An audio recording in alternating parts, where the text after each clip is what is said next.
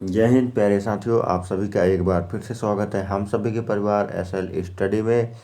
साथियों, आज का जो हमारा टॉपिक है वह बाल अवस्था बाल विकास के आकलन से संबंधित जो हमारा महत्वपूर्ण टॉपिक है, आज हम उस टॉपिक पर चर्चा करेंगे।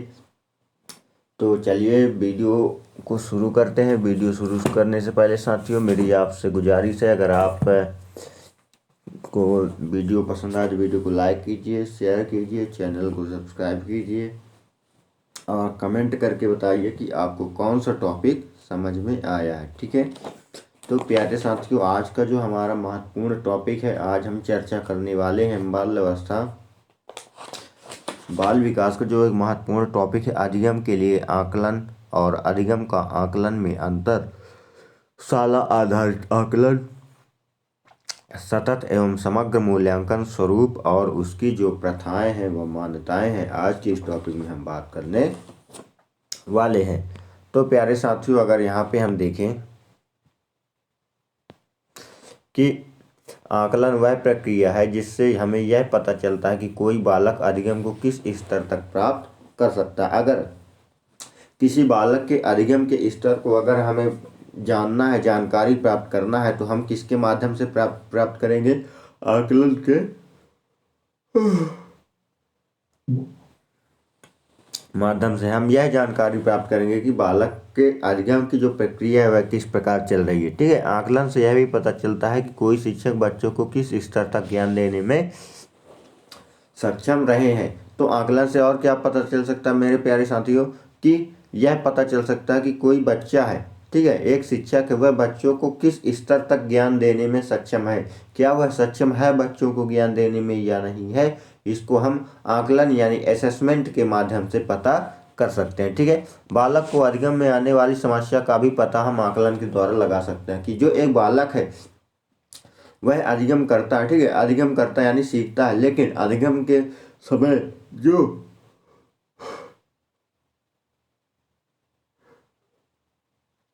कौन कौन सी मुख्य समस्याएं आ रही हैं जिससे बालक को अधिगम में परेशानी हो रही है। ठीक है, आई होप आपको क्लियर हो गया होगा। चलिए आगे देखते हैं। आकलन मुख्य रूप से 3 प्रकार से किया जाता है। कितने प्रकार से किया जाता है? 3 प्रकार से, यानी अधिगम का आकलन, असेसमेंट ऑफ लर्निंग, अधिगम के लिए आकलन, असेसमेंट फॉर लर्निंग, और अधिगम के रूप में आकलन, असेसमेंट एस लर्निंग। किस रूप में? अधिगम का आकलन, अधिगम के लिए आकलन और अधिगम के रूप में आकलन। चलिए इसको हम देखते हैं एक एक करके। ठीक है, चलिए पहले हम देखेंगे कि अधिगम का आकलन क्या होता है। अधिगम का आकलन होता है प्यारे साथियों कि जब शिक्षक पूरी संकल्पना का अध्ययन करवा देते हैं, फिर उसके अंत में आकलन करते हैं, तो इस प्रकार का आकलन अधिगम का आकलन कहलाता है। संकल्पना यानी जब एक शिक्षक के द्वारा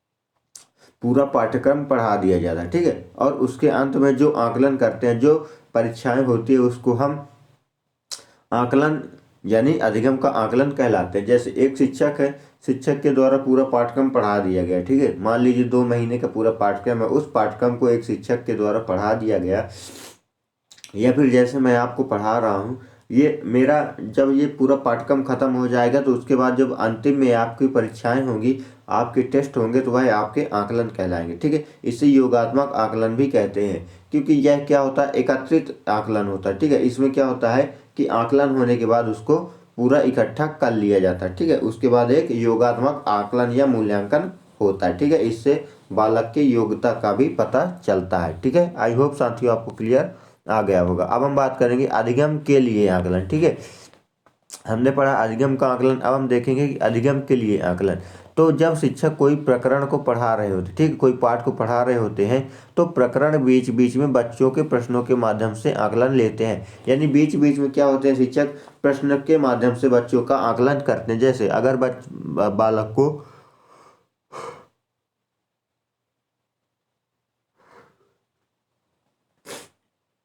अगर बालक को मान लीजिए प्रदूषण के बारे में शिक्षा दे रहे हैं, तो वहाँ पे बीच बीच में ही प्रश्न शिक्षक के द्वारा पूछ लिया जाएगा कि प्रदूषण क्या है, प्रदूषण के प्रकार क्या है, प्रदूषण कैसे फैलते हैं, इस प्रकार जो है।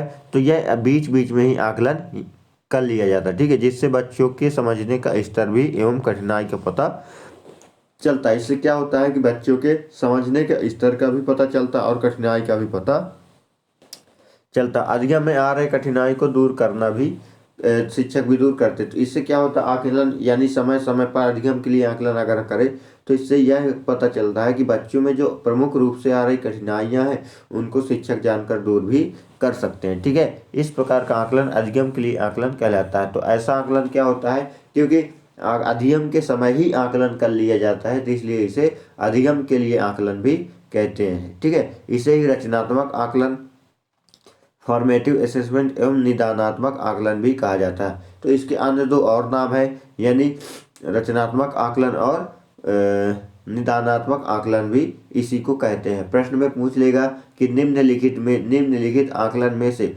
कौन से दो आकलन है, तो उसमें ऑप्शन आएगा रचनात्मक आकलन और निदानात्मक आकलन। ठीक है प्यारे साथियों, चलिए आई होप आपको क्लियर हो गया होगा। आगे देखते हैं। अब हम बात करेंगे प्यारे साथियों कि अधिगम के रूप में आकलन, यानी हमने सीखा अधिगम का आकलन, अधिगम के लिए आकलन। अब हम देखेंगे अधिगम के रूप में आकलन क्या होता है। ठीक है, तो अधिगम के रूप में आकलन छात्रों के द्वारा सीखने की प्रक्रिया के दौरान किया जाता है। तो अधिगम के रूप में कैसा, यानी जब छात्र अधिगम करते हैं, यानी जब कोई ज्ञान अर्जित करते हैं तो उस प्रक्रिया के दौरान जो अधिगम के रूप में आकलन किया जाता है वह छात्रों द्वारा आकलन किया जाता है। ठीक है, इस प्रकार के आकलन को छात्र स्वयं करते हैं। यह क्या होता है, यह स्वक्रिया पर आधारित होता है एवं अपने अधिगम के स्तर को बढ़ाने के लिए भी आकलन करते हैं। इसमें क्या होता है, जो छात्र होते हैं वह स्व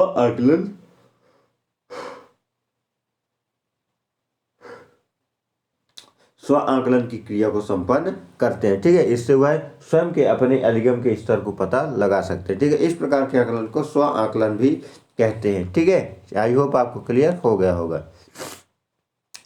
अब हम देखेंगे कि आकलन कितने प्रकार के होते हैं। ठीक है, तो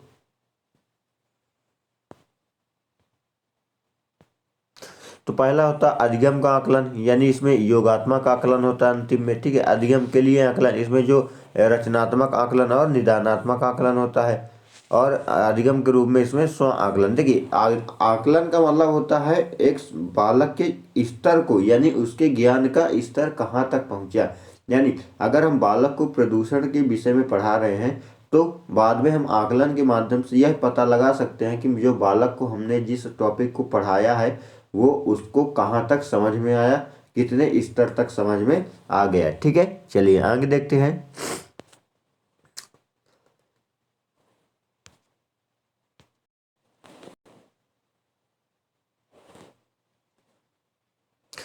इसके बाद देखेंगे प्यारे साथियों, हमने आकलन को देख लिया। अब हम देखेंगे शाला आधारित आकलन, यानी विद्यालय आधारित आकलन क्या होते हैं। ठीक है, चलिए इसको हम देखते हैं कि विद्यालय आधारित आकलन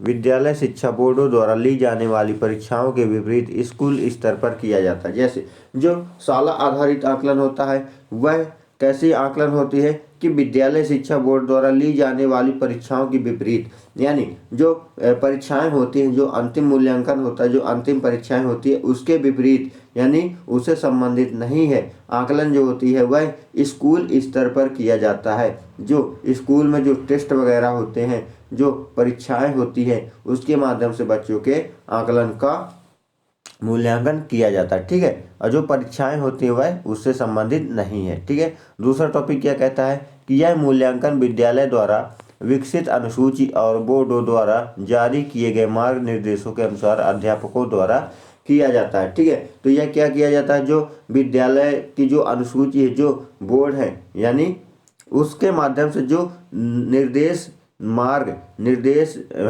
मार्गदर्शन जो निर्धारित किए जाते हैं उनके अनुसार ही शिक्षकों द्वारा बालकों का आकलन किया जाता है। उसमें एक दिशा निर्देश जारी रहता है, उस निर्देश के अनुरूप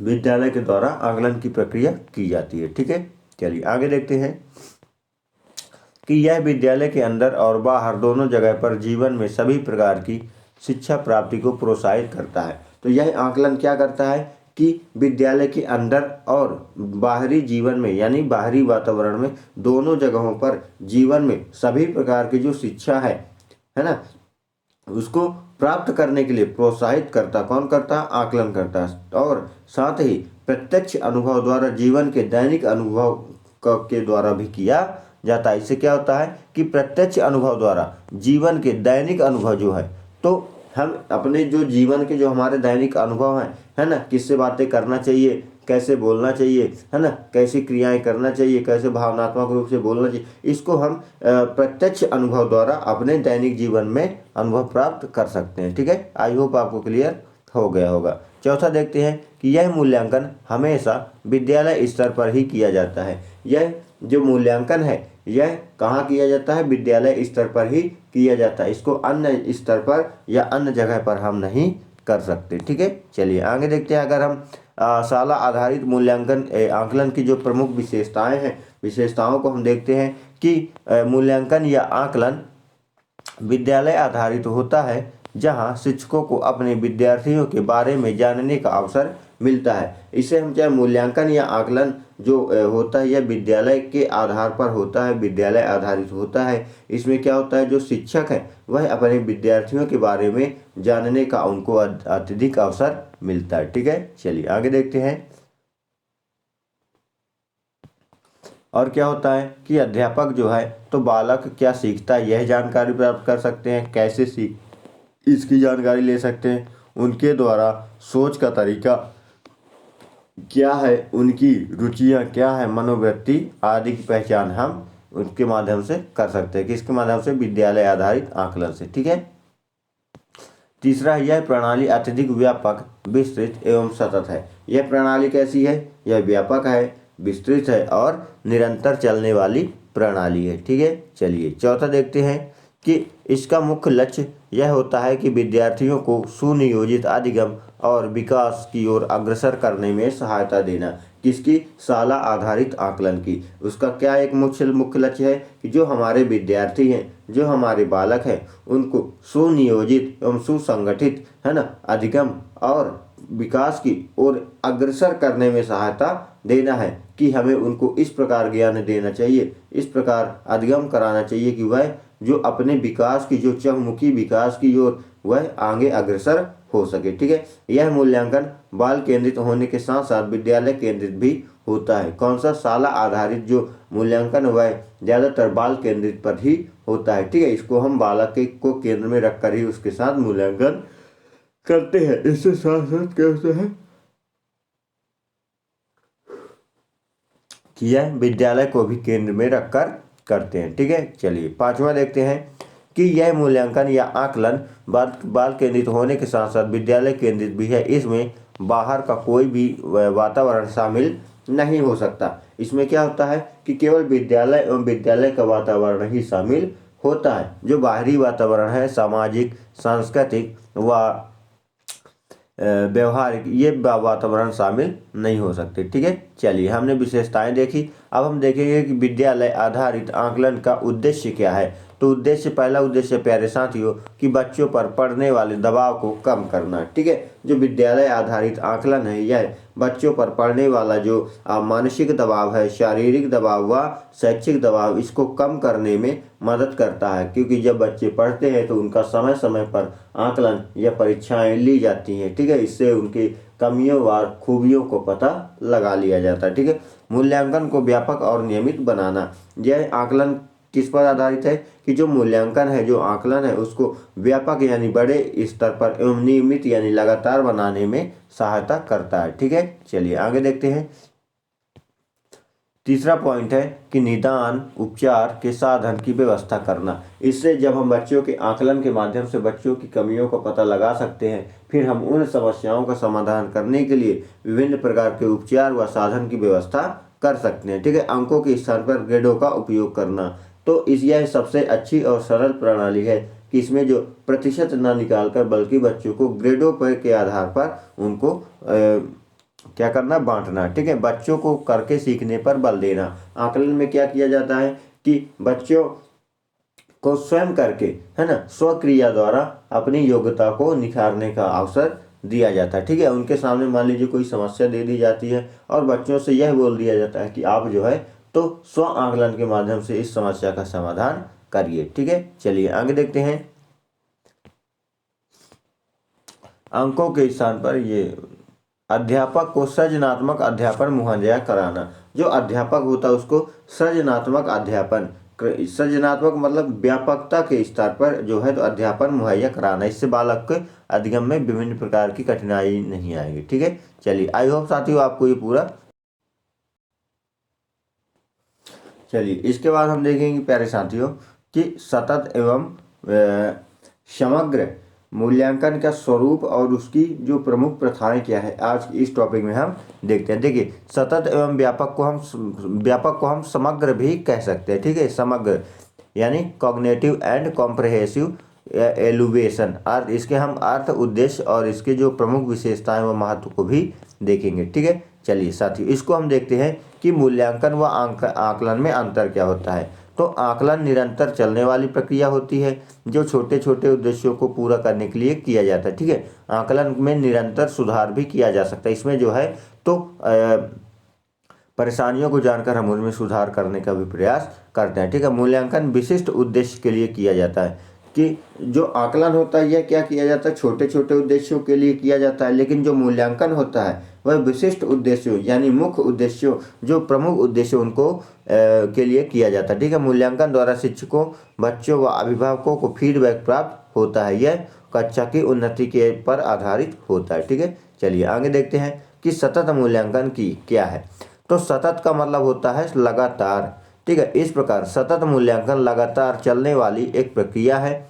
इसमें बच्चे का आकलन सतत एवं नियमित रूप से किया जाता है। ठीक है, कैसी है, यह एक लगातार चलने वाली प्रक्रिया है और इसमें बच्चों का आकलन सतत यानी निरंतर एवं नियमित रूप से किया जाता है, जो पूरे साल औपचारिक एवं अनौपचारिक रूप से चलता है। यानी बच्चों का जो नियमित आकलन किया जाता है वह अनौपचारिक तरीके से भी होता है और अनौपचारिक तरीके से भी होता है। ठीक है, सतत आकलन एवं कक्षा शिक्षण प्रक्रिया दोनों साथ साथ चलती है। इसमें जो सतत आकलन है, जो निरंतर आकलन है और जो कक्षा शिक्षण प्रक्रियाएं हैं, यह दोनों एक साथ चलती है। यानी पहले पाठ को पढ़ा दिया जाता है, उसके बाद बच्चों से प्रश्न पूछे जाते हैं। ठीक है, इससे उनका आकलन होता है। ठीक है, इसमें न सिर्फ विषय आधारित बल्कि यह पाठ्यक्रम गतिविधियों का भी नियमित रूप से अध्ययन किया जाता है। इसमें न केवल बच्चों को विषय आधारित यानी पाठ्यक्रम पढ़ाया जाता है, बल्कि बच्चों के जो सह पाठ्यक्रम, जो संबंधित पाठ्यक्रम है, उन गतिविधियों को भी नियमित रूप से आकलन किया जाता है। ठीक है, अगर हम बात करें व्यापक मूल्यांकन की, तो व्यापकता से मतलब होता है यहाँ पे बच्चे के समस्त कौशलों, गुणों के विकास से है। तो यहाँ पे अगर हम व्यापक मूल्यांकन की बात करें तो यहाँ पे संबंधित है बच्चों के कौशलों से, बच्चों के गुणों से, उनका विकास करने से। ठीक है, जिसमें शारीरिक विकास भी, मानसिक विकास भी, सामाजिक, नैतिक एवं संवेगात्मक विकास भी शामिल है। ये जो है तो केवल इसका शिक्षा से ही नहीं बल्कि शिक्षा जो मूल्यांकन है अन्य विकास कार्यों से भी संबंधित है। इससे क्या होगा, बच्चों में जो है तो एक अच्छा नागरिक बनने के लिए महत्वपूर्ण भूमिका निभाता है। ठीक है,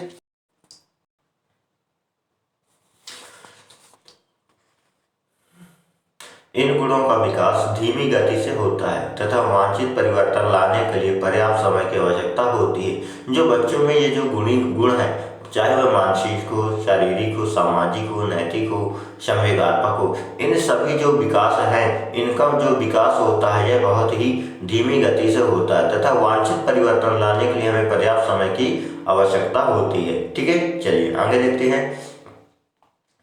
अगर हम बात करें यहाँ पे सतत एवं व्यापक मूल्यांकन की विशेषताएं और महत्व। ठीक है, तो सतत एवं व्यापक मूल्यांकन द्वारा बच्चे के विकास के सभी पहलुओं का पता चलता है। ठीक है, इसके द्वारा शिक्षकों को सीखने के दौरान छात्रों में होने वाली कठिनाइयों का भी पता चलता है। यानी सतत एवं व्यापक मूल्यांकन में क्या होता है, बच्चों के सीखने में जो प्रमुख परेशानियां हैं उनको भी बारे में पता लगा सकते हैं। ठीक है, शिक्षक जो होते हैं वह अनेक गतिविधियों एवं उपकरणों के माध्यम से यह पता लगाते हैं कि बच्चों ने क्या सीखा और उन्हें क्या सीखने में कहाँ मदद की आवश्यकता है। इस प्रकार वे बच्चों के सीखने की प्रक्रिया को आसान बनाते हैं। क्या होता है, इसमें जो शिक्षक होते हैं वह अनेक माध्यम से अनेक उपकरणों के माध्यम से, गतिविधियों के माध्यम से यह पता लगाते हैं कि बच्चों ने क्या सीखा, कैसे सीखा और कहाँ तक सीखा। इससे क्या होता है, बच्चों में जो उनकी कमियां हैं उनको दूर करने के लिए इस प्रकार के जो है तो बच्चों में सीखने की प्रक्रिया को आसान बनाते हैं, ठीक है, क्योंकि उनकी जो अधिगम की जो प्रमुख समस्या है उसको